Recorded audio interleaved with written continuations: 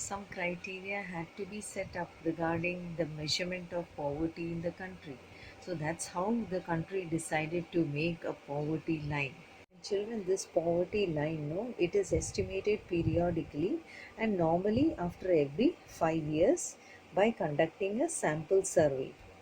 This survey is actually being carried out by the National Sample Survey Organization, or what we call as NSSO. Do remember that there is also an international poverty line, which means a minimum availability of equivalent to $1 per person per day. So we are discussing about Indian poverty line and international poverty line. Clear?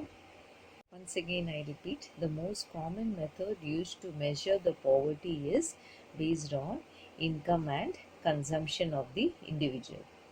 You know, every country goes about using an imaginary line that is considered as appropriate for the existing level of development.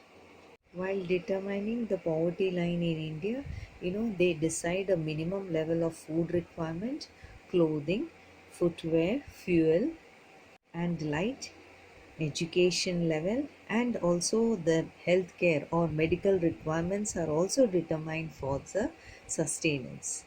You can see here a minimum level is decided. That means a certain amount is being decided, and also consumption means calorie requirements. If the individual is getting less than the minimum level, then he or she will be considered as poor and will be added on to the poverty of the country. Must also keep in mind that what is necessary to satisfy the basic needs is different at different times and in different countries. Since it is different at different times and in different countries, we can very well say that poverty line may vary with time and place.